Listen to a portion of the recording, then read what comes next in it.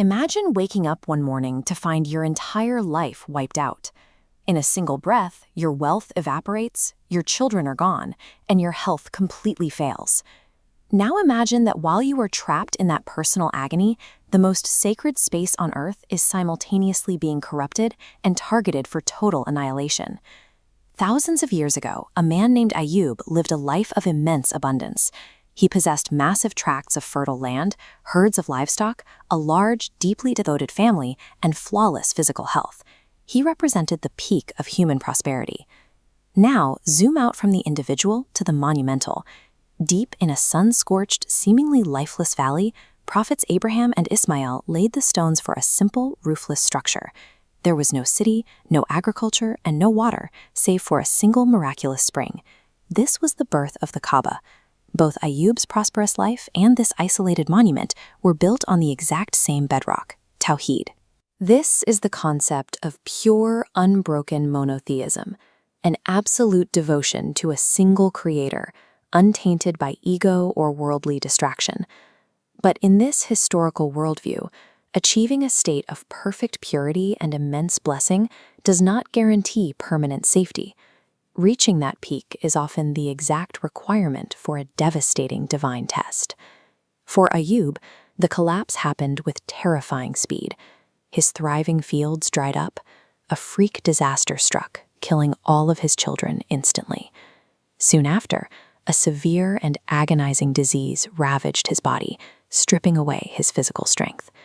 His physical decay was so severe that society turned its back on him. The friends who used to crowd his dining tables disappeared. Ayub was forced out of his own city, left completely isolated in a makeshift hut in the dirt. Centuries later, the Kaaba suffered its own catastrophic decay. The pure sanctuary built by Abraham was gradually surrounded and filled with exactly 360 idols. Different tribes brought their own stone gods, corrupting the foundation of Tawheed. Then came the ultimate physical threat. A powerful southern ruler named Abraha marched a massive army toward Mecca. Leading his troops were towering war elephants, deployed with the sole objective of leveling the Kaaba to the ground. This brings us to a deeply uncomfortable question. When a righteous man is left rotting in isolation, and a sacred sanctuary is defiled and on the brink of erasure, why does the Creator allow the destruction of the very things he seemingly cherishes? To understand the logic behind these trials, we have to look at the concept of amana, or divine trust. This is the philosophy that human beings do not actually own anything. Your health, your bank account, and even your children are essentially temporary loans placed in your care. When most people lose everything, they collapse into anger and despair. Ayub endured 18 years of agonizing illness, supported by no one except his fiercely loyal wife, Rahima. Yet he never lashed out. He specifically refused to complain to God. Ayub operated on the belief that the true owner has the absolute right to recall a loan at any time.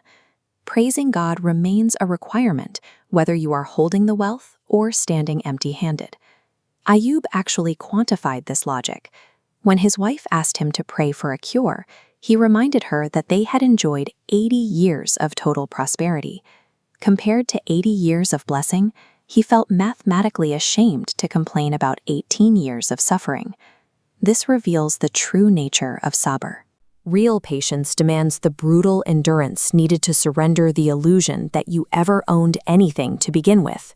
We see that same psychological endurance play out on a macro scale in Mecca. When Abraha's army arrived to destroy the Kaaba, the concept of tawakkul, absolute divine reliance, was put to the ultimate test.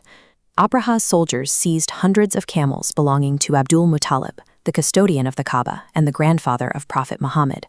When Abdul Muttalib went to the enemy camp, he didn't beg for the Kaaba to be spared. He simply asked for his camels back. When a shocked Abraha asked why he wasn't defending his holy sanctuary, Abdul Muttalib explained that he was the owner of the camels, so he protected them.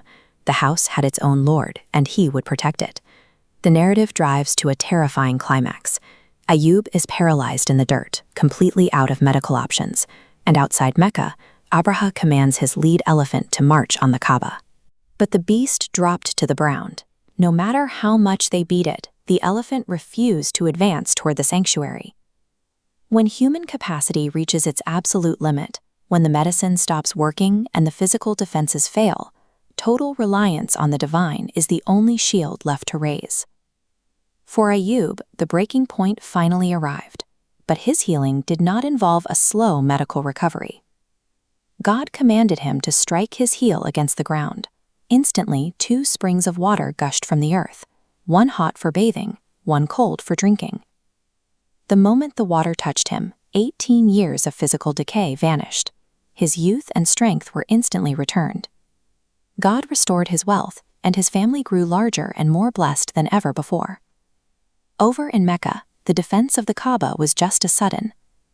Flocks of birds, known as ababil, darkened the sky over Abraha's trapped army. They dropped small stones that decimated the soldiers, neutralizing the threat without a single human raising a sword.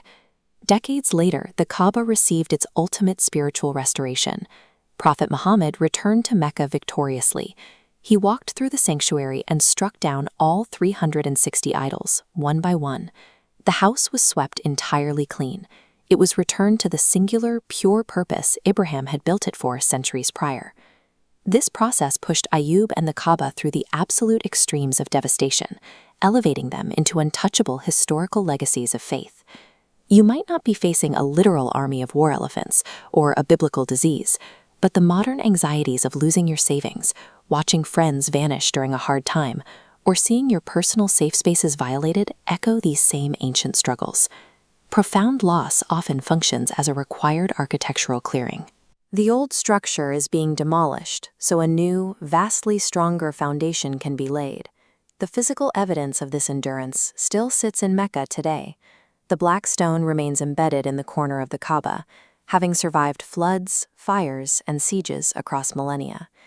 And that completely barren, lifeless valley where Ibrahim left his family, it now draws millions of people from every corner of the earth, proving that what is entrusted to divine protection thrives well beyond human imagination. The most severe trials often function as the precursor to a restoration that exceeds the original blessing. Surrendering the illusion of control and enduring the weight is where the actual work of faith happens.